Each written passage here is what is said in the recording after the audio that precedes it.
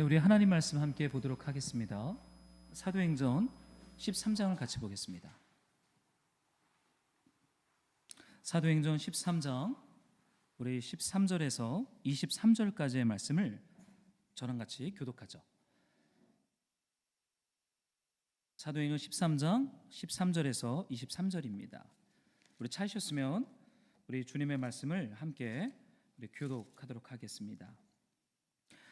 바울과 및 동행하는 사람들이 바보에서 배 타고 밤빌리아에 있는 버가에 이르니 요한은 그들에게서 떠나 예루살렘으로 돌아가고 비시디 안디옥에 이르러 안식일에 회당에 들어가 앉으니라. 율법과 선지자의 글을 읽은 후에 회당장들이 사람을 보내어 물어 이르되 형제들아 만일 백성을 권할 말이 있거든 말하라 하니 손짓하며 말하되 이스라엘 사람들과 및 하나님을 경외하는 사람들아 들으라. 이 이스라엘 백성의 하나님이 우리 조상들을 택하시고 애굽 땅에서 나그네 된 그 백성을 높여 큰 권능으로 인도하여 내사 광야에서 약 40년간 그들의 소행을 참으시고 가나안 땅 7 족속을 멸하사 그 땅을 기업으로 주시기까지 약 450년간이라.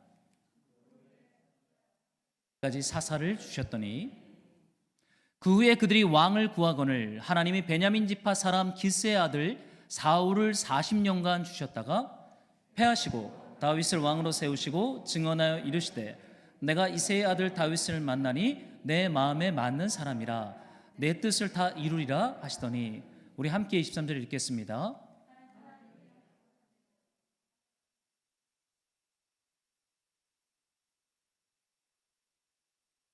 아멘.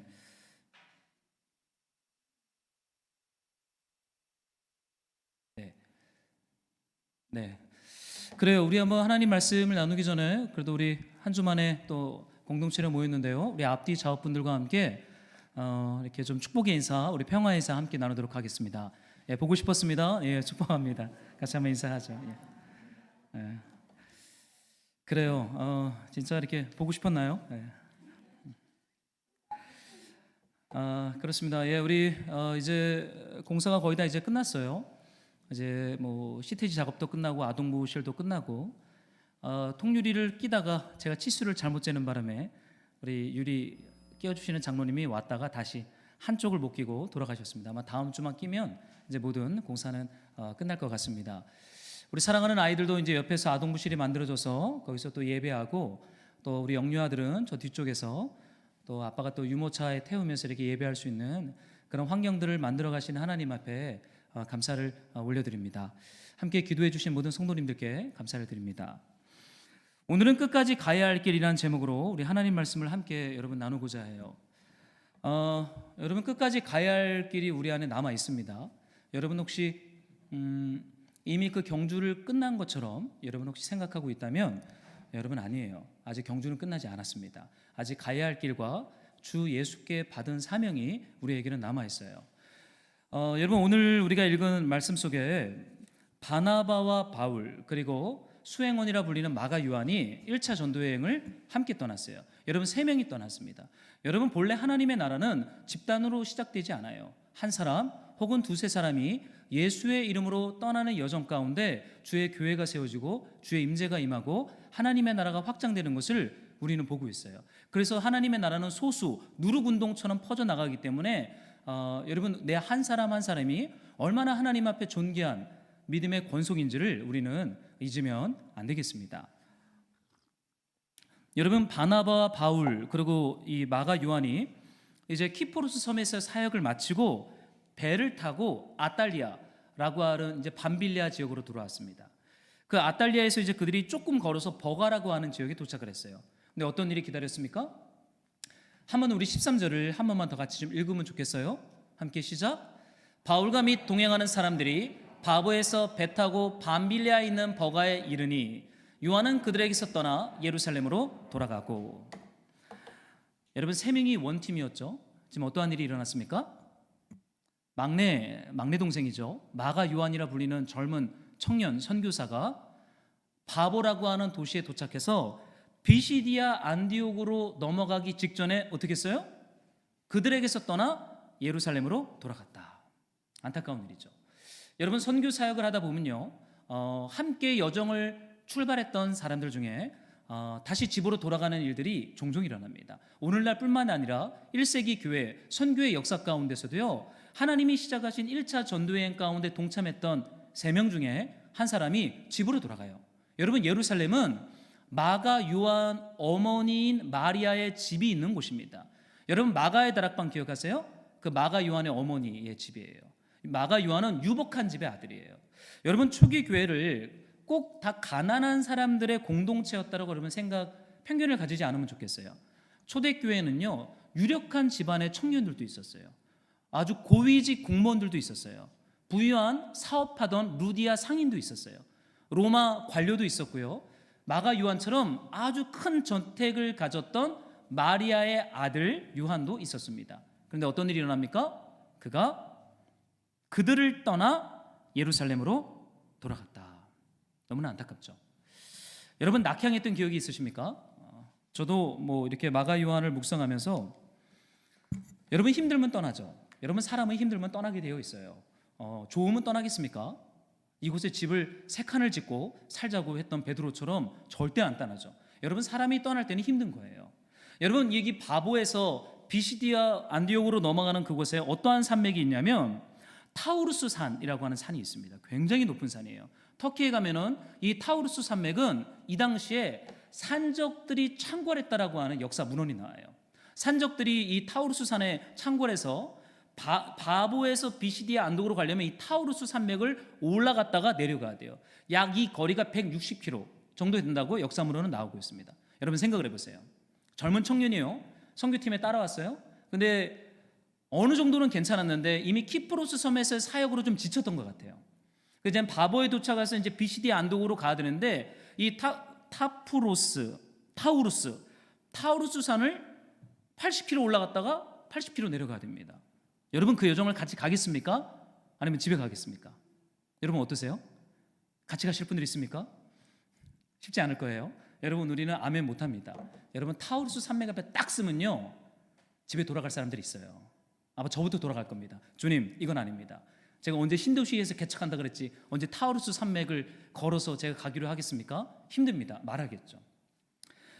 제가 그 전도사 처음 했을 때 제 아동부 사역을 했습니다. 3, 4학년 초등부 아이들 공동체를 맡았어요.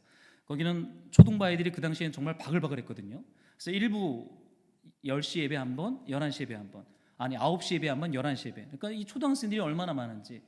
어린이날 어린이 총동력 전도 집회를 하면요, 정말 거짓말이 아니라요, 1,500명이 왔어요. 그 당시 우리가 어떻게 전도를 했냐면요, 전도지를 만들었는데 우리 아동부 전도사님들하고 중국에서 직수입하는 이런 게임기가 있습니다. 닌텐도 같은 게임기 있잖아요. 이게 중국에서 이렇게 그 직수입을 하면 몇천 개를 하면요, 단가 1,500원에 수입을 할 수가 있어요. 우리가 어떻게 아이들을 교회로 바글바글 전도할 것인가 전도사님들하고 고민하고 계획하다가 애들이 좋아하는 게임기를 준다고 전도제 게임기 사진을 넣어서 청주에 있던 모든 초등학교에 다 뿌렸어요. 그때 저희 담임 목사님이 저희 교단의 총회장이었는데 어린이들을 최대한 많이 데리고 와라 그래서 우리가 게임기를 준다 그랬더니 동네 애들 다 왔습니다. 1,500명. 그 다음 주 게임기 받아간 아이들이 왔을까요, 안 왔을까요?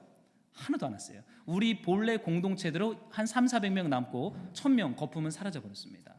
근데 제가 거기서 아동부 사역을 할 때는 재밌었어요. 근데 제가 거기서 결혼을 했는데 청주 사역 때문에 제가 주말 부부를 좀 해야 할 상황이 되었습니다. 근데 주말 부부 못 하겠더라고요. 그래서 제가 결혼할 때 진짜 가난했는데 저희 아동부 선생님들이 저를 정말 많이 도와주셨거든요. 뭐 결혼 물품부터 해서 많이 도와주고, 제가 시골에서 결혼했는데 45인승 버스를 대절해서 우리 아동부 아이들이 버스 타고 와서 결혼을 축하해 줄 정도로 축하를 많이 받았습니다. 근데 제가 결혼하고 나서요 2개월 만에 사임을 했어요. 욕 많이 먹었습니다. 아니, 총각전도사 결혼도 시켜주고 결혼도 많이 도와줬는데 결혼 딱 하더니 떠나? 얼마나 선생님들한테 욕을 많이 먹었는지 몰라요. 떠날 때 아이들도 제 얼굴을 전 전도사님 얼굴 안 보여 할 정도로 정말로 미안하고 죄송스러운 마음을 가지고 이제 서울로 올라왔어요. 이제 그때부터 제가 청년 사역한다고 더 이상 어린애 사역 안 한다 그러고 청년 사역하려고 서울로 올라왔습니다. 근데 그때 제가 제 차에 짐들을 싣고 올라오면서 주님 앞에 한 가지 고백했던 게 있어요. 교회에서 나가라고 하는 말이 있지 않는 한 특별하게 어려움이 있어서 교회 사역을 떠나진 않겠다라는 고백이 제가 차에서 운전하고 오면서 했던 주님 앞에 고백이었어요. 여러분, 마가 요한 왜 떠났겠습니까? 어려움이 있었겠죠. 그런데 여러분, 오늘 이 본문의 말씀을 볼 때 여러분 우리가 잘 기억해야 될 것은 바울의 이름이 이제 앞에 나오기 시작합니다. 여러분, 1차 전도여행 이 선교팀의 선장이 누구겠어요? 최고 리더십이 누구겠습니까? 바나바입니다. 여러분, 바나바가 바울을 데리고 왔어요. 바나바가 다수에 숨어있던 바울을 청빙해서 안디옥 교회를 같이 세웠습니다.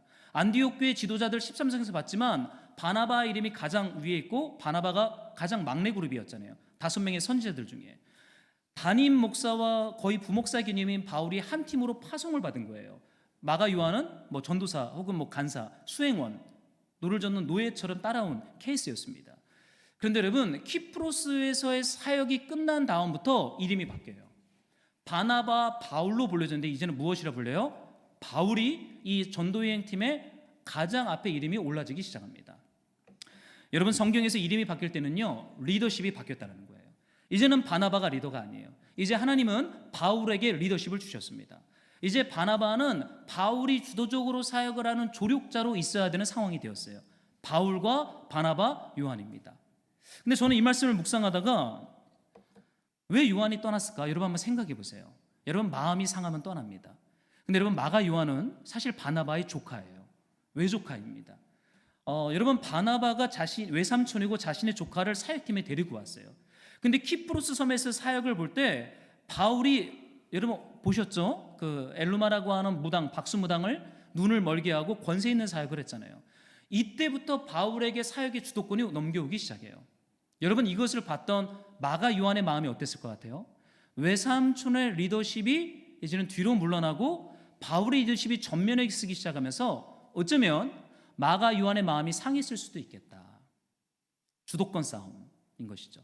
여러분, 일을 하다 보면 주도권 다툼이 있습니다. 주도권 다툼을 해본 적 있으세요? 저는 목회를 하면서도 그런 다툼을 해본 적이 있어요. 어떤 사역 프로젝트가 딱 떨어지면요, 대형교회에서는 여러 부목사님들이 계시기 때문에 이 프로젝트를 누가 잘할 것인가 주도권 싸움이 생겨요. 텐션이 있어요. 긴장이 있어요. 그 안에서 상처도 받고 얼굴도 붉혔던 일들이 저는 수없이 경험해 봤습니다. 여러분, 주도권 다툼은 교회 안에서 일어나고 여러분이 살아가는 일터와 직장 현장에서도 저는 이건 일어날 거라고 생각이 들어요. 그런데 여러분, 중요한 것은 하나님이 어떠한 주권을 가지고 누군가에게 리더십을 맡길 때는요, 하나님의 뜻과 계획이 있어요. 이젠 바나바의 시대가 저물어가고 있고 주님이 역사 가운데 바울을 드러내고 있죠. 근데 마가 요한이 볼 때는 이게 불편한 거예요. 우리 외삼촌의 리더십이 꺾이네. 저 처음 본 바울이란 사람이 주도적으로 일을 하네. 어쩌면 저는 마가 요한의 마음이 상했지 않았을까라는 생각이 좀 들었어요. 저는 또 하나는 왜 요한이 떠났을까? 여러분 한번 상상해 본 적 있어요? 단순히 믿음이 없어서요? 전 그렇지 않다라고 봐요. 타우루스 산에 대한 두려움도 있었겠죠. 저길 어떻게 넘어? 여러분, 또 하나는 어머니 마리아 고향에 대한 그리움, 정서적인 문제 때문에 저는 어쩌면 떠났을 수도 있다라는 생각을 해봅니다. 저는 마지막은요, 여러분, 바울의 사역을 잘 보면요, 바나바랑 좀 스타일이 다릅니다. 바나바는 유대인들에게 복음을 전해요. 근데 바울은요, 이방인의 사도로 부름을 받았어요. 헬라인들에게 주도적으로 복음을 전하니까 마가 요한이 볼 때 이거 좀 이상한 거예요. 아니, 왜 바울은 저렇게 일을 하지? 자신이 가지고 있던 견고한 생각과 세계관과 기준과 충돌을 해요. 그러니까 어떻게 해요? 바울이 뭔가 틀렸다라고 생각을 하죠. 이런 복잡한 어떠한 얽힌 문제 앞에서 마가 요한이 예루살렘으로 돌아가 버립니다. 여러분, 왜 이것이 1차 전도여행 사건의 가장 앞에 기록되어 있을까요? 여러분, 전도여행의 자리는요, 사실은 거듭남의 여정이 일어나는 자리예요. 여러분, 안전한 교회 안에만 있으면 우리는 이러한 다툼이나 이러한 긴장이나 이러한 두려움이나 이런 정서적인 견고한 진압에 직면할 필요가 없어요. 여러분, 교회에서 우리는 누군가를 사랑한다고 고백하죠. 여러분, 진짜 사랑할 수 있을까요? 그분의 민낯을 직면하면서까지 여러분 사랑할 수 있습니까? 여러분, 교회는 그렇게 안전한 곳이 아니에요. 저는 여러분 상처받지 않기 위해서 안전한 온실 속에 있다가 여러분 전도여행이라고 하는 치열한 영적 전쟁에 있는 현장으로 나오면 어떠한 일이 일어날까요? 이런 일이 일어나요. 누구는 마음이 상하기도 하고 누구는 떠나기도 합니다. 제가 청년 때 가장 이렇게 고민되었던 주제가 뭐냐면, 제가 청년 때는 주로 예수전도단에서 사역을 했는데 청년들을 6개월간 공동생활을 시킵니다. 3개월은 렉처, 공동생활을 하면서 학생들에게 강의를 하고 3개월이 지나면 전도여행을 보내요. 근데 여러분 3개월 때는요 분위기가 진짜 좋습니다. 형제님, 자매님에서 막 사랑하고 막 서로 고백하고 그래요. 누가 힘들어하면 재정을 모아서 플로잉하기도 하고, 누가 재정이 부족하면 학비를 같이 내주기도 합니다. 정말로 사랑과 은혜가 충만한 공동체예요. 근데 3개월 공부가 끝나면 그들을 팀으로 나눠서 전도여행지로 보냅니다. 해외로, 국내로 보내요. 여러분 가면 어떤 일이 일어나는지 아십니까? 2주 만에 민낯이 드러나요. 왜요? 같이 먹고 사니까. 전도하고 같이 숙소에서 같이 잠을 자고 삶을 같이 보냅니다. 거기에서 우리 안에 있었던 민낯이 드러나요. 내 세계관이 드러나요. 내 참모습이 드러나요. 저는 거기서요 얼마나 많이 관계 안에서 긴장하고 깨지는 다툼의 모습을 봤는지 몰라요. 3개월 전도여행이 끝나고 다시 본부로 돌아오잖아요. 2주간 안식 주간을 갖습니다. 이 주간이 왜 필요하냐면 관계 안에서 다치고 상처받은 사람들을 돌보면서 회복하는 시간이 꼭 그 훈련 코스에서는 있었어요. 그런데 제가 돌아보면요 하나님의 깊은 깨달음과 배움이 있는 곳은 강의 시간이 아니었고 전도여행 시간이었어요. 제가 한 번은 전도여행을 경남 진주로 한번 4명의 학생들을 데리고 내려간 적이 있습니다. 그 당시 멤버십이 어땠냐면 무남 동료 2명, 유복한 집안의 딸들, 동료, 청년 자매들 2명, 그리고 외동아들 1명, 그리고 제가 리더였어요. 4명이 진도에 내려갔습니다. 저만 시골 출신이었고 다들 서울 출신이었어요. 진도에 내려가서 이제 우리가 전도를 해야 되니까 숙소를 잡아야 되잖아요. 진도에 있는 작은 시골 교회에 부탁을 해서 거기 숙소를 베이스를 잡았습니다. 짐을 풀었어요. 그리고 이제는 첫날은 좀 이 동네를 돌아보고 같이 밥을 해 먹고 첫날 잠이 들었습니다. 둘째 날이 됐어요. 이 자매 중에 한 명이 온몸에 모기가 물렸어요. 짜증을 내기 시작했습니다. 자기는 여기 못 있겠다고 서울로 돌아가겠다는 거예요. 제가 말리기 시작했습니다. 하루만 더 참아라. 둘째 날을 보내고 셋째 날이 됐습니다. 또 모기에 잔뜩 물렸어요. 이 자매가 불평하고 원망하고 이제 집에 돌아가겠다는 말을 하기 시작했습니다. 제가 그랬어요. 돌아가라고. 이제 고속버스 티켓 비용을 줄 테니까 자매님을 돌아가시오. 제가 얘기를 했습니다. 그랬더니 왜 돌아가라 그랬냐고 저한테 화를 내기 시작해요. 아니 왜 나를 안 잡고 왜 돌아가라 그래요? 저한테 그래요. 제가 그때 리더였거든요. 전도보다 힘들었던 게 뭐냐면 관계였어요. 그런데 우리가 그 일주일의 시간을 보내고 나서요 우리가 깨달은 것은요 하나님의 전도 사역의 대상은 여러분 불신자가 아니에요. 바로 바나바와 바울과 전도 여행의 현장에 나왔는 마가 요한이 하나님의 우선순위적인 타깃이었습니다. 저는 교회 개척을 하면서 하나님의 첫 번째 타깃이 누구일까요? 저예요. 불신자들 그 다음입니다. 하나님 저를 구원하기 위해서 교회 개척을 시킨 거예요. 그 다음은 여러분들이겠죠. 그 다음이 우리의 찾는 이들일 거라고 저는 생각이 들어요. 여러분 마가 요한이 떠나가요.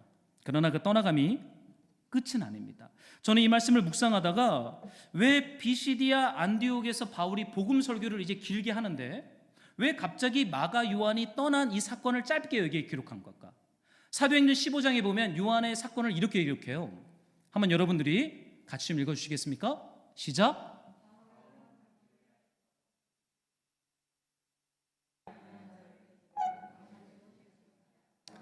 네, 바울이 훗날 이 마가 요한이 떠났던 사건을 어떻게 평가하냐면요. 밤빌리아에서 자기들을 떠나 함께 일하러 가지 아니한 자 마가 요한을 2차 전도여행에 데리고 가는 것은 옳지 않다라고 말을 해요.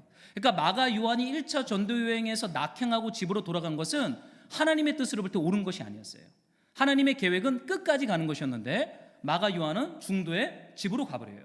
여러 가지 복잡한 제가 요소들을 얘기했지만 그 중에 하나의 걸림돌이 걸려서 중도 하차합니다.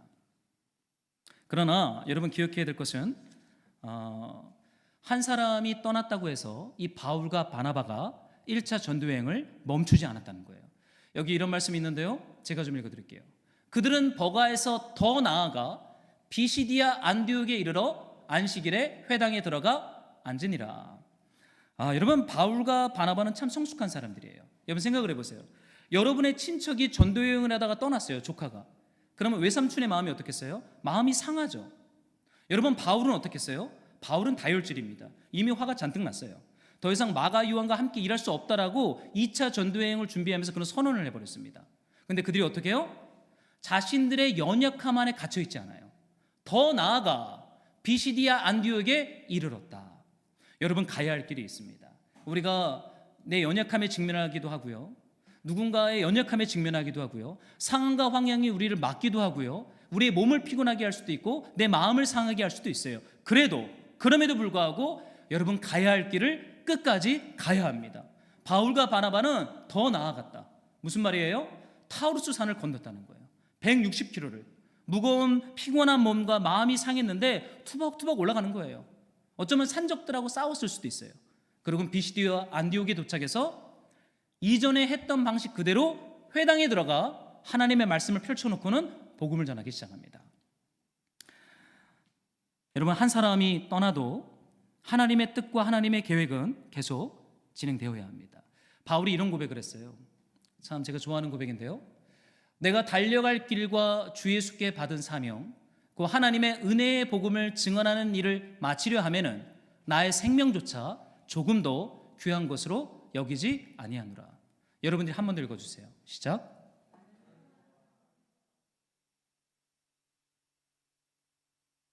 아멘. 여러분, 우리가 싸워야 할 선한 싸움이 아직 남아있어요. 우리가 달려가야 할 길이 아직 남아있습니다. 여러분, 끝까지 가야 돼요.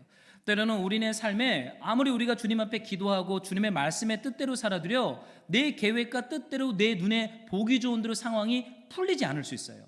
그럼에도 불구하고 여러분, 바울과 바나바는 끝까지 달려가야 할 길, 믿음의 선한 싸움을 했다라고 1차 전도여행의 중간 선교보고는 이루어지고 있습니다. 여러분, 그들이 이제 비시디아 안디옥에 도착을 합니다. 그리고 이제 이전에 했던 방식대로 회당에 들어가서 유대인들을 타겟으로 구약 성경을 읽고는 그 구약 성경을 해석하는 프레임으로 그리스도를 통해서 복음을 전하는 사역을 하기 시작합니다. 바울의 긴 설교가 오늘 사도행전 13장에 기록되어 있어요. 여러분, 이 설교는 굉장히 중요한 설교입니다. 복음 설교예요. 여러분, 세상에 많은 좋은 설교들이 유튜브에 올라와 있지만 여러분, 바울과 베드로가 했던 설교보다 좋은 설교가 있겠습니까? 여러분, 삶이 공부할 때는 꼭 사도들과 예수님이 했던 설교문을 읽으세요. 그러면 그것이 우리를 끝까지 이 여정에서 우리가 중도 탈락하지 않고 걸어갈 수 있도록 저와 여러분의 믿음을 붙잡아 줄 줄로 믿습니다. 여러분, 그 설교문의 내용이 이렇습니다. 바울이 성경을 펼치고 쭉 이야기하다가 이런 말을 해요. 이스라엘 사람들과 및 하나님을 경외하는 사람들아 들으라. 여러분, 바울의 설교를 우리가 이제 잠깐 묵상할 텐데, 바울의 설교를 읽고 묵상하면서 마가 요한이 전도여행에서 중도 탈락했던 이 사건과 좀 연결해서 이 바울의 설교를 우리는 좀 묵상해 볼 필요가 있어요. 이 바울이 설교를 하기 전에 마가 요한의 이 낙향 사건을 기록했잖아요. 이것은 이 복음 설교와 굉장히 중요한 연결점이 있습니다. 여러분, 복음의 목적, 설교의 목적이 뭐라고 생각하세요? 바울이 이렇게 얘기하죠. 하나님을 경외하는 사람들아. 여러분, 복음과 말씀은요, 우리를 하나님 경외하는 사람들로 세우는 것에 목적이 있습니다. 여러분이 하나님의 말씀을 읽고 묵상하고 주의 말씀을 듣기 시작하면요, 그 말씀이 여러분 안에 일하고 힘을 얻으면서 여러분들을 어떠한 존재로 만들어가냐면 하나님을 두려워하는 존재, 하나님을 경외하는 존재, 하나님을 사랑하는 존재로 만들어가요. 여러분, 이것은 단순히 죄를 짓고 하나님이 두려워서 나무 뒤에 숨는 그런 두려움이 아니에요.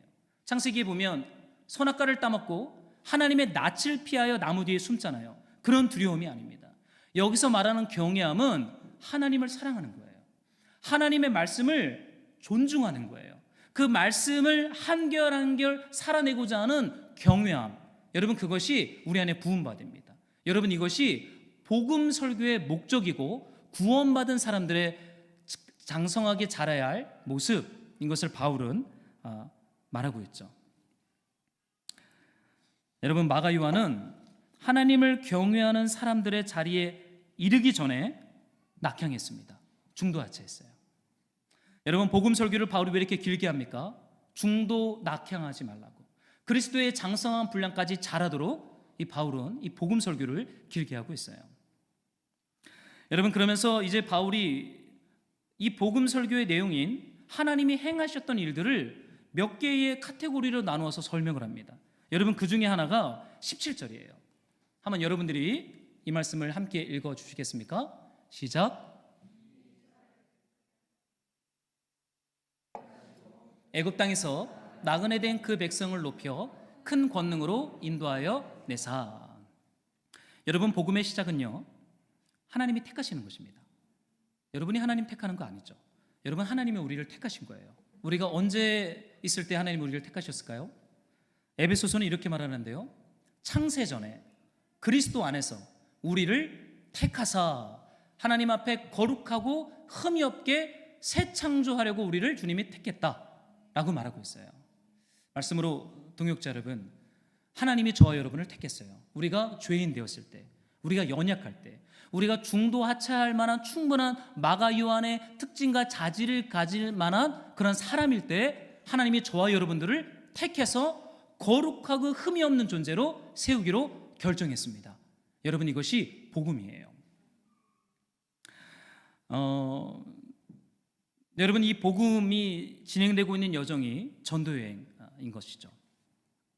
저는 이 말씀을 묵상하다가요, 여러분, 하나님이 우리를 택하셔서 믿음의 길을 끝까지 가게 합니다.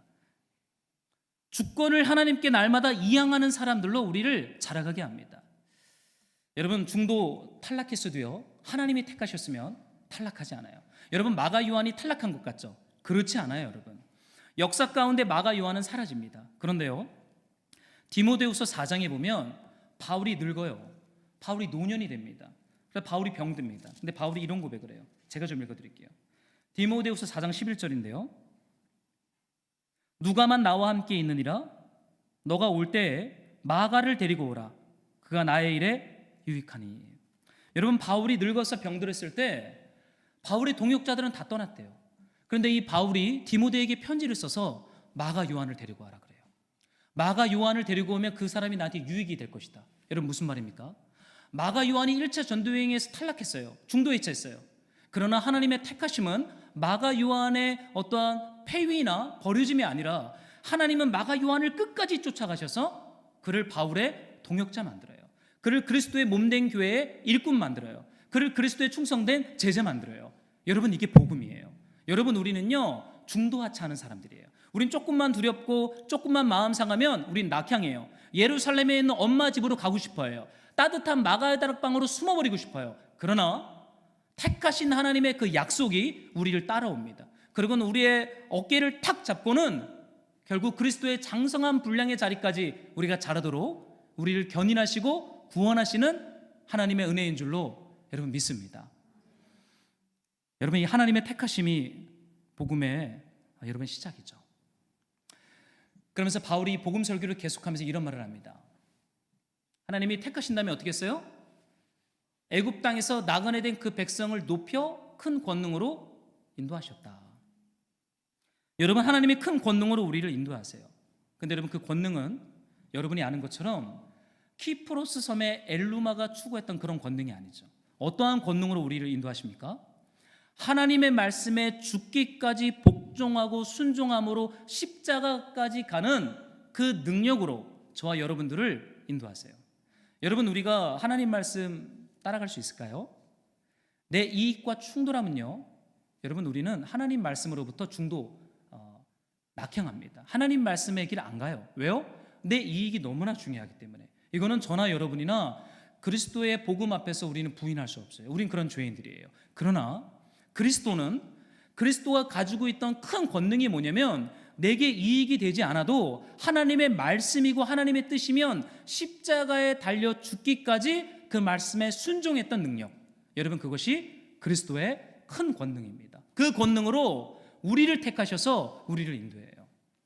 그렇다면 우리도 그리스도처럼 하나님의 말씀 앞에 순종하는 자리로 인도한다라는 것이죠. 여러분, 얼마나 감사해요. 우리는 못하지만 그리스도의 권능이 저와 여러분을 인도하고 있어요. 그러면서 이 바울이 회당에서 유대인들에게 그들의 민낯을 고발합니다. 18절 참 도전이 되는 말씀인데요, 우리 한 번만 더 같이 읽겠습니다. 함께 시작.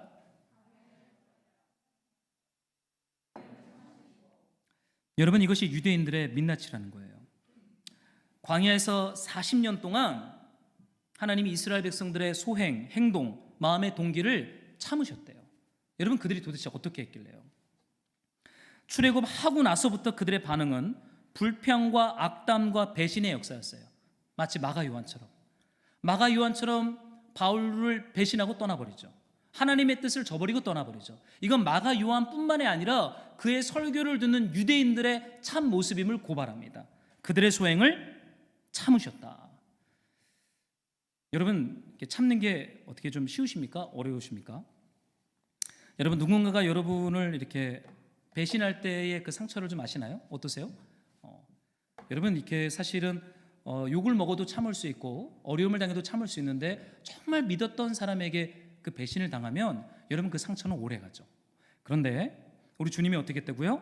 그들의 소행을 참으셨다. 근데 여러분, 이 소행을 참았다라는 말씀을 단순히 소극적으로 말도 안 하고 혼도 안 내고 참았다라고 생각하시면 안 돼요. 여러분, 하나님의 참으심은 우리의 참으심과 달라요. 우리는 참는다고 할 저 사람한테 서운한 말 안 하는 게 참는 거잖아요. 저 사람이 나한테 욕을 해도 내가 예수 믿는데 참아야지, 그러고 이렇게 꾹 참는 게 참는 거잖아요. 근데 하나님의 참으심은 그런 참으심이 아니에요. 신명기에 이 광야 사건을 이렇게 해석했어요. 광야에서도 너희가 당하였거니와 사람이 자기의 아들을 안는 것 같이 너희 하나님 여호와께서 너희가 걸어온 길에서 너희를 안으사 이곳까지 이르게 하셨느니라. 여러분, 하나님의 참으심은 입을 닫고 침묵하는 참으심이 아니라 적극적으로 불평하고 악담하고 배신하는 이스라엘 백성들을 품으시고 안으시고 그들을 양육하는 것. 여러분, 이것이 하나님의 참으심이에요. 여러분, 우리가 여기까지 온 것은 우리가 사실 거룩하거나 잘났기 때문이 아닙니다. 우리가 믿음이 좋아서가 아니에요. 하나님이 우리를 오래 참으셨어요. 참으신 것뿐만 아니라 우리를 안고 품고 이곳까지 인도했어요. 저는 가끔 기도하면서 이런 고백하게 돼요. 주님, 제가 뭐라고 이런 은혜를 주셨습니까? 저는 주님 앞에 참 받은 것이 많은 사람입니다. 여러분, 어떠한 고백을 하세요? 주님께 빚진 자입니까? 아니면 아직도 주님께 빚을 받아내야 하는 어떤 채무자의 마음으로 주님께, 채권자의 마음으로 주님께 요구하고 있습니까? 저는 뒤돌아보면요, 받은 것이 너무나 많아요. 하나님의 은혜가 너무나 커서 할 말이 없어요. 그래서 지금 당하는 고난도, 지금 당하는 어려움들도 별로 그렇게 불평의 원인이 되지는 않습니다. 받은 것이 너무나 커요. 근데 뒤돌아보면 주님께 잘한 게 별로 없어요.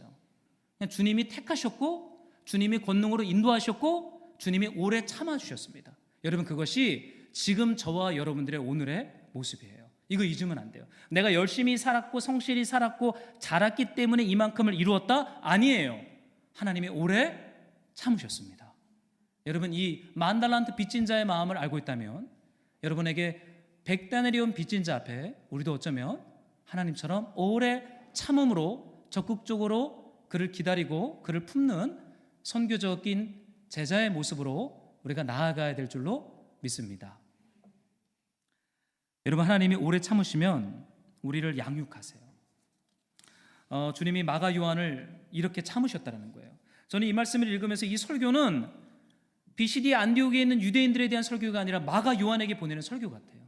요한아, 너 이거를 들으라라고 지금 바울이 외치는 것 같아요. 근데 마가 요한에게 편지를 쓰면 자존심이 상할까 봐 비시디아 안디옥 회당에서 했던 설교문을 누가가 지금 여기에 기록한 것은 아닌가 한번 추측해 보면서 상상을 해봐요.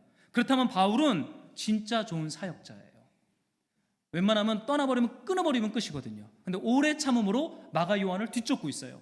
바울이. 그 바울의 뒤에 있는 모습은 누구입니까? 하나님이세요. 여러분, 하나님이 우리를 뒤쫓고 있어요. 우리를 오래 참으면서 우리를 품고 우리를 결국 큰 권능인 그리스도의 제자로 만들고자 우리를 따라오고 있는 하나님의 추격하심이 여러분 보여야 돼요. 그러면 도망치셔도 돼요. 결국 하나님이 여러분을 찾아내어 발견하여 그리스도의 자리 가운데로 여러분을 인도할 줄로 저는 믿습니다. 저희 집은 예수 믿는 게 너무나 어려운 집이에요. 저희는 저희 집 가족들하고 모이면 말을 안 합니다. 할 얘기가 없어요. 아버지랑 만나도 할 말이 없고 저희 형님을 만나도 할 말이 없습니다. 형수님하고 만나면은 형 욕은 좀 합니다. 그럼 형수님이 되게 좋아해요. 할 말이 없어요. 추석 때 가족들이 다 모이면 함께 밥 먹고는 형님네 집에 방이 많다면 각 방에 들어가서 잠을 잡니다. 할 말이 없어요. 저희 형이 저 예수 믿는다고 해서 2년간 못 들어오게 한 적이 있거든요.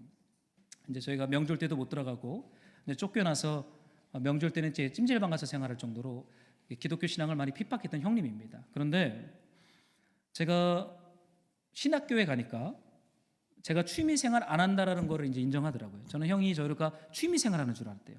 이제 빨리 전공이 제가 경영학이기 때문에 회사에 취업할 줄 알았는데 신학교를 딱 가니까 형이 이제 그걸 포기합니다. 교회 개척을 하니까 이제 완전히 포기하더라고요.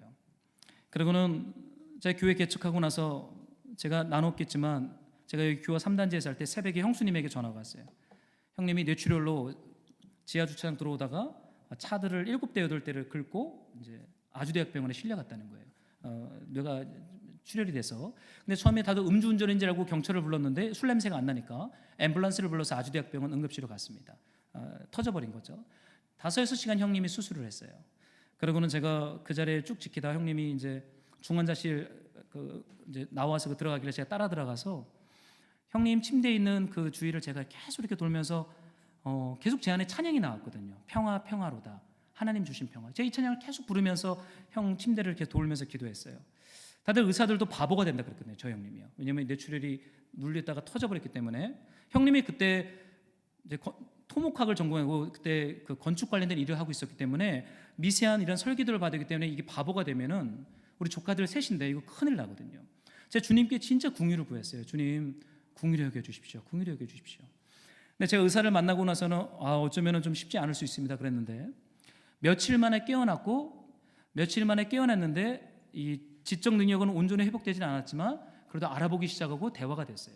그러니까 2달 만에 퇴원을 했고 지금은 복직을 해서 이제 회사 잘 다니고 있습니다. 술도 끊고 이제 다이어트도 해서 이제 뇌출혈을 더 이상 일어나지 않도록 좀 운동을 하고 있어요. 근데 그때 이후로 형님이 저에게 더 이상 욕을 하질 않아요. 이제 저희가 가면 이제 그런 텐션과 긴장은 없습니다. 이제 예수 믿을 때가 되는 것이구나. 여러분 이게 우연인 것 같아요. 하나님의 추격하심이에요. 여러분 우리 인간의 불행인 것 같지만 하나님의 추격하심 앞에서 한 사람이 한 영혼을 구원하기 위해서 고군분투 추격하시는 하나님의 그 신실함, 저는 이것을 오늘 이 바울의 설교 앞에서 여러분 보게 됩니다. 하나님 오래 참으세요. 그리고 여러분을 추격하십니다. 여러분 바울이 계속해서 복음 설교를 하는데요, 이 사도행전 안에 이런 말씀이 있어요. 한번 19절을 한 번만 더 여러분이 읽어주시겠습니까? 함께 시작. 7 족속을 멸하사 그 땅을 기업으로 주시기까지. 여러분 하나님이 오래 참으면서 우리를 양육할 때 그냥 양육하지 않습니다. 가나안 땅에 있는 7 족속을 멸하세요. 우리 안에 있는 하나님을 대적하여 높아진 모든 견고한 진들을 주님은 어떻게 하십니까? 헤렘, 진멸해버립니다. 여러분 이건 전쟁 용어예요. 그러나 이것은 하나님의 사랑의 언어이기도 합니다. 진멸, 헤렘, 멸하다. 무엇을 멸하겠어요? 우리 안에 하나님을 대적하여 높아진 모든 것들을 주님은 낮추시고 깨트리기 시작합니다. 여러분 이 말씀 한 번만 더 같이 좀 읽어봅시다. 시작. 하나님 아는 것을 대적하여 높아진 것을 다 무너뜨리고 모든 생각을 사로잡아 그리스도에게 복종하게 하니. 여러분 이게 구원입니다. 하나님은 우리를 소극적으로 그냥 오래 참고 그냥 사랑한다고 고백만 하는 분이 아니세요.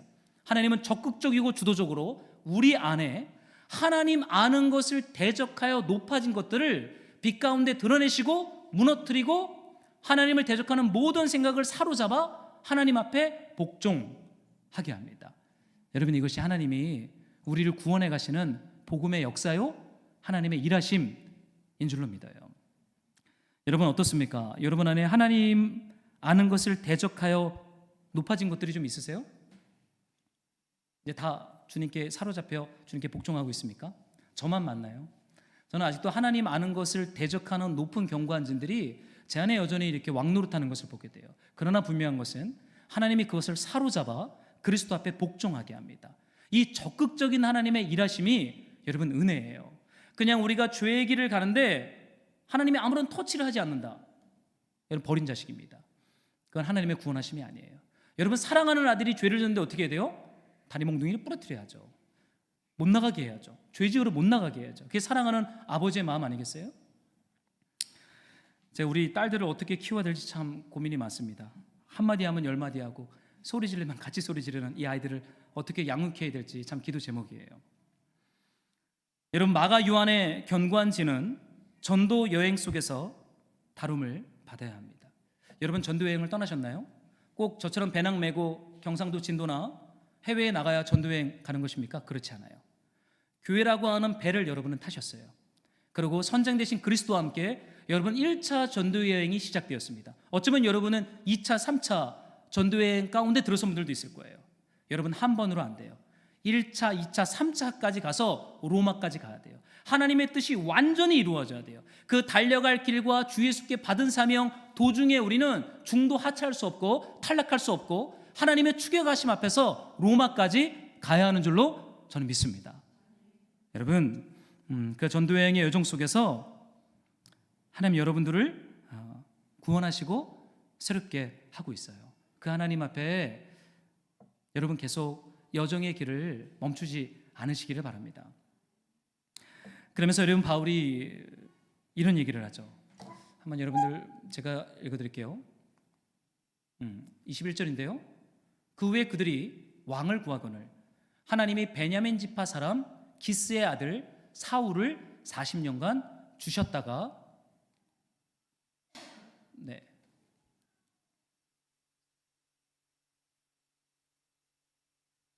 죄송합니다. 제가 요즘 이게 문제 된 것 같습니다. 됐습니다. 저는 이 말씀을 묵상하다가요. 그들이 왕을 구하거늘 여러분 한번 생각을 해보세요. 왕이신 하나님께 또 다른 왕을 구해요.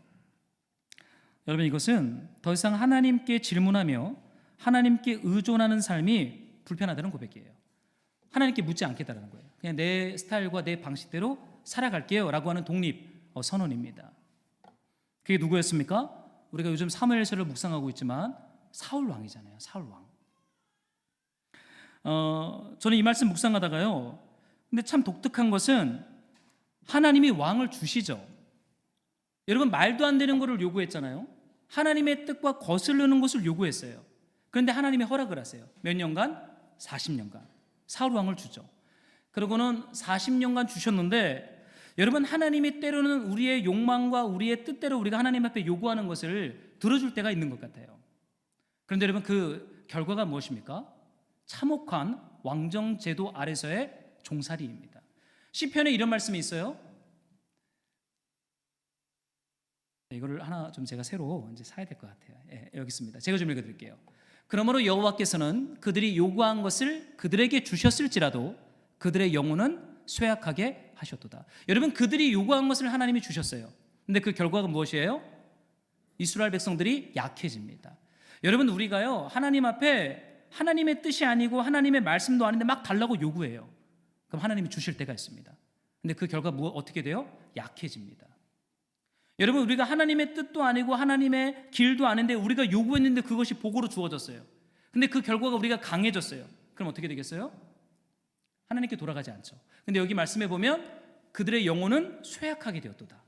여러분 이 말씀이 가지고 있는 것은요 돌아오라는 하나님의 역설적인 메시지예요. 근데 그 시간이 40년 동안만 그렇게 허락하십니다. 그리고는 22절에 보니까 그 사울의 왕권을 폐위하시고 라는 말씀이 나와요. 하나님의 뜻대로 살아가지 않았던 이 왕을 주님은 폐하십니다. 그 직분을 빼앗으세요. 그 청지기직을 빼앗았다라는 말씀이 나오고 있죠. 저는 이 말씀 묵상하다가요. 여러분 하나님의 뜻대로 걸어가지 않을 때 그것이 40년간 지속될 수 있지만 영원한 것은 재앙입니다. 어느 시점 되면 하나님의 시간표 속에서 하나님이 패하시고 이제는 하나님의 뜻에 맞는 하나님의 사람을 세우기로 결정해요. 우리 한번 22절을 한 번만 더 같이 읽어보겠습니다. 시작. 내가 이새의 아들 다윗을 만나니 내 마음에 맞는 사람이라 내 뜻을 다 이루리라 하시더니 여러분 이 말씀을 묵상하다 보면요 내가 이새의 아들 다윗을 만났다라는 표현이 나옵니다. 누가요? 여기서는 약간 주어가 하나님으로 되어 있어요. 하나님이 다윗을 만났대요. 하나님의 마음에 맞는 사람을 만났다. 근데 여러분 이 만나다라는 단어는 발견하다라는 뜻입니다. 발견했다라는 뜻이에요. 이 단어가 신약 성경에서 쓰인 구절이 어디냐면 마태복음 13장 이런 말씀이 있어요. 한번 우리 같이 읽어보겠습니다. 이 13장 44절인데요. 함께 한 번만 읽을까요? 천국은 마치 밭에 감추인 보화와 같으니 사람이 이를 발견한 후 숨겨두고 기뻐하며 돌아가서 자기 소유를 다 팔아 그 밭을 사느니라. 여러분, 하나님의 발견하심은 가벼운 그냥 발견하심이 아닙니다. 기쁨에 못 이겨서 자신의 전 재산을 다 팔아 그 밭을 사버리죠. 근데 저는 이 말씀을 묵상하다가 하나님이 다윗을 만났다, 다윗을 발견했다, 이게 도대체 뭘 의미하는 걸까? 여러분, 다윗이 의로운 거예요? 다윗이 사울보다 괜찮은 사람이니까 하나님이 다윗을 내 마음에 맞는 사람이야 라고 선언해주고 있는 거예요? 사울은 악인이고 다윗은 의인이니까 하나님이 다윗을 선택한 것입니까? 여러분, 그렇게 생각하세요? 여러분, 그건 인간을 좀 잘못 이해하고 있는 것이죠. 여러분, 사울이나 다윗이나 똑같은 인간이십니다. 해 아래 선한 것이 없어요. 의로운 존재가 없어요. 다 죄인입니다. 그런데 여기서 하나님이 발견했다라고 말하는 게 도대체 뭘 의미하는 거예요? 내 마음에 맞는 사람이라고 말하고 있잖아요. 저는 이 말씀을 묵상하다가 여러분, 하나님은요 유력한 자를 가난한 자로 발견해 가시는 분입니다. 이 말씀 우리가 사울 왕에 대한 소개를 금요일 날 우리가 묵상했을 거예요. 제가 금요 새벽기도 때 유력한 기스의 집안의 아들 사울, 그러니까 잃어버린 암나귀를 찾으러 떠난 준수한 소년, 키가 어깨 하나 더 크더라. 이 말씀을 금요일 날 우리가 묵상했거든요. 근데 저는 그 말씀을 새벽에 설교도 했고 그 말씀을 가지고 기도도 하는데 유력한 집안의 아들이란 표현이 계속 제 마음을 쳤어요. 유력한 집안의 아들? 유력하다는 게 도대체 뭘까? 근데 저는 사무엘상을 이렇게 쭉 읽으면서 하나 발견하게 되는 것은요, 여러분, 하나님은요 유력한 자를 발견하셨지만 유력한 자를 가난한 자로 만들어 가십니다. 여러분, 이것이 하나님의 발견하심이에요. 좀 어려운 표현이지만 여러분, 유력한 자가 가난한 자가, 다윗은 나는 가난한 자로다라는 고백을 사무엘상에서 계속 고백하거든요. 이게 뭘 의미하냐면 하나님이 없으면 안 되는, 하나님을 철저하게 의존해야 하는 가난한 자라고 다윗은 자신을 정의 내리고 있어요. 여러분, 하나님의 구원은요 유력한 자를 하나님이 없으면 안 되는 가난한 자로 이끌어 가시는 분이 하나님의 발견하심, 하나님의 인도하심, 하나님의 구원인 줄로 믿어요. 여러분, 하나님께서 저와 여러분을 만들어 가고 있습니다. 어디에서요? 1차 전도 여행에서. 저는 지금 교회 개척하고 1차 전도 여행을 하는 느낌이에요. 저는 이렇게 사도행전을 쭉 읽고 묵상하면서 굉장히 가슴이 뜁니다. 하나님이 마치 이 사도행전의 역사의 현장 속에 저를 집어넣으셔서 그 여정을 걸어가고 있는 것처럼 생동감 있게 요즘 저는 사도행전을 묵상하고 있어요. 근데 지금은 마치 주님이 저를 1차 전도여행으로 보내신 것 같아요. 근데 저는 제가 바울인 줄 알았는데 제가 마가 요한이더라고요. 타우루스 산이 두렵고 주도권 싸움에서 마음이 상하니까 빨리 집에 가고 싶은 그런 마음이 들더라고요. 그런데 여러분, 주님은요 왕을 달라고 요구하는 이스라엘 백성을 하나님이 없으면 안 되는 가난한 자인 다윗으로 발견해 가고 있어요. 만들어 가고 있어요. 여러분, 이것이 하나님의 복음이요 하나님의 은혜의 설교인 줄로 믿습니다. 여러분, 하나님이 저와 여러분을 이 전도 여행의 자리에서 만들어 갑니다. 여러분, 중도 탈락하지 마세요. 여러분, 집에 가고 싶다고 집에 가지 마세요. 전도 여행이 끝날 때까지 여러분, 우리는 타우루스 산도 넘어야 할 것이고 우리는 돌도 맞아야 할 것이고 우리는 회당에서 말씀도 묵상해야 할 것입니다. 그러나 이 끝자리에서 우리는 그 주님의 영광을 저는 보게 될 줄로 믿습니다. 그래요. 우리 이 말씀을 좀 붙잡고 우리 한번 같이 주님 앞에 좀 찬양하면서 우리 기도하는 시간을 갖기를 소망합니다.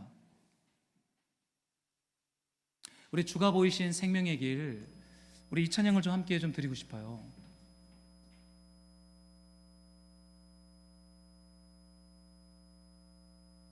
네, 우리 반주에 맞춰서 이 찬양 한번 고백하고 우리 한번 같이 기도하죠.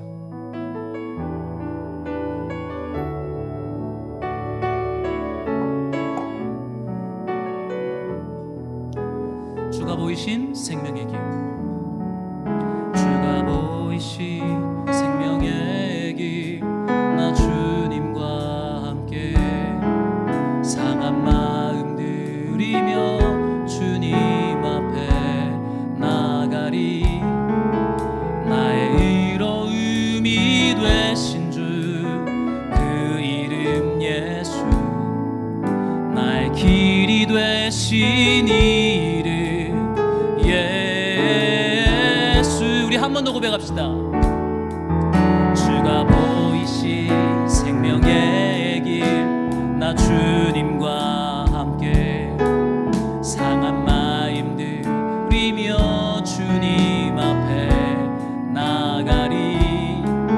나의 의로움이 되신 주 그 이름 예수 나의 길이 되신 이름 예수 나의 길 오직 그가 하시나니 나를 단련하신 후에 내가 정금같이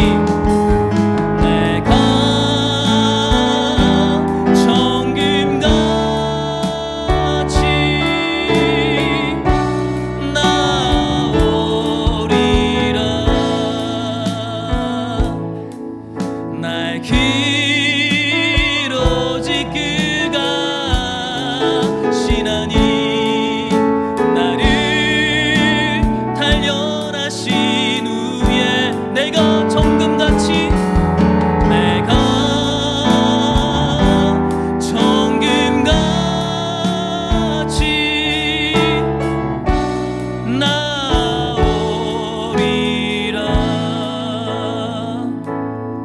그래서 우리가 기도할 때 주님이 시작하신 이 구원과 복음의 길, 그날에 완성될 이 선교의 길, 주님 우리가 이 길에서 중도 하차 낙향하지 않도록 날마다 하나님의 성령과 말씀으로 우리를 감동하여 주시고 하나님을 대적하여 높아진 것들을 사로잡아 그리스도의 말씀 앞에 복종하게 하시고 우리 안에 강거해진 그 견고한지를 하나님의 성령의 빛으로 깨트려 주셔서 타우루스 산도 넘고 돌도 맞고 주님이 부르신 그 로마에 갈 때까지 우리가 멈추지 않도록 하나님의 성령으로 우리를 기름 부어 주시옵소서. 우리 주님 앞에 같이 말씀 붙잡고 기도하며 나아가겠습니다.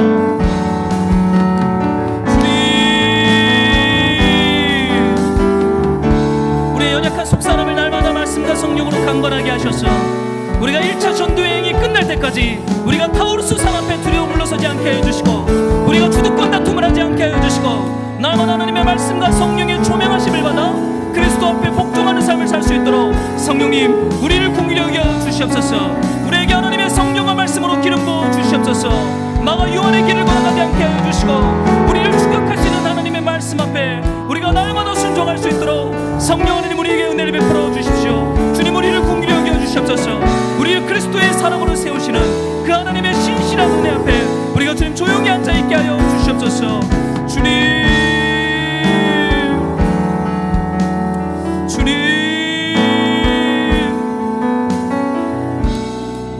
계속적으로 기도하는 것은 주님의 몸된 교회가 계속적으로 1차 이 전도여행 앞에서 우리가 날마다 주님을 따라갈 수 있도록 하나님의 성령으로 우리에게 은혜와 긍휼을 베풀어 주시기를 소망합니다.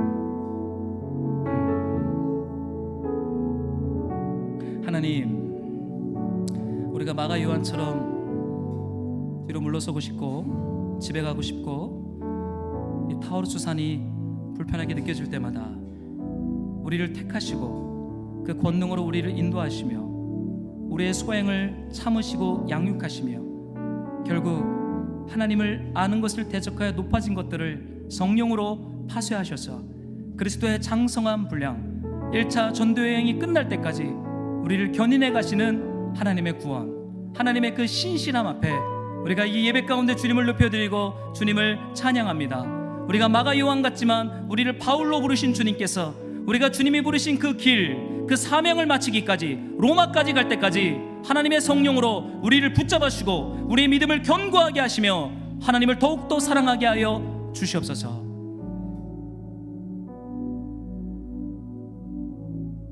주님께 드리는 예물을 기쁘게 받으시고 열방과 파주 선교에 사용하여 주시옵소서. 예수님의 이름으로 기도드렸습니다.